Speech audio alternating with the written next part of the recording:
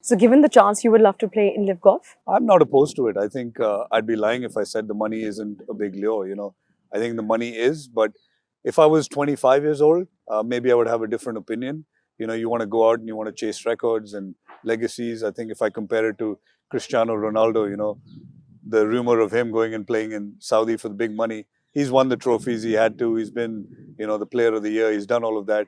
Now he wants to walk away into the sunset with a bit of money. And I think that's sort of how live golf's been typecast as, players that are coming towards the end of their careers, looking to make a big paycheck.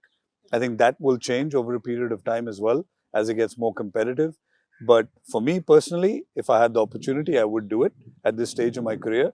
But at the same time, I would love to win a major championship. I'd love to win on the PGA Tour as well. So if there's a way to marry the two, it'd be amazing. This is probably the culmination also of the fact that golf probably needed a new avatar. You've got these leagues mushrooming everywhere in the world. In India, you have countless leagues coming out with clubs. So do you think this was like the natural progression for the sport? Like I said, I think golf needs a bit of a shake-up. Golf needs a format that's more fun, that's more spectator-friendly. I don't think golf is as spectator-friendly a sport as a baseball or a cricket or even Formula One for that matter. So I think the spectator and the fan engagement is better with live golf than it is on the PGA Tour.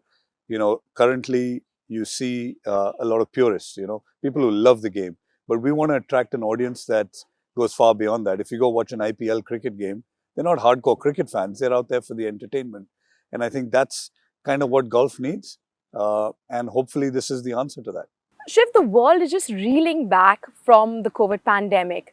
And as an international golfer who's played on so many tours, how has golf suffered in terms of pro golf internationally? Do you think the tours are back on track? Are the sponsors coming back? Are things finally back on track?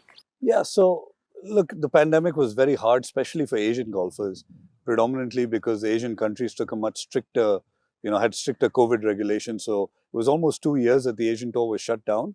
It was a tough time for a lot of players, but I think we managed to bounce back very, very rapidly. And we bounced back at a trajectory a lot faster than any of us expected.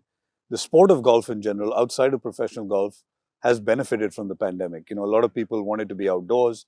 They took up golf memberships. They started playing golf. So the sport of golf through the pandemic has grown exponentially, and that's been great for the game in general.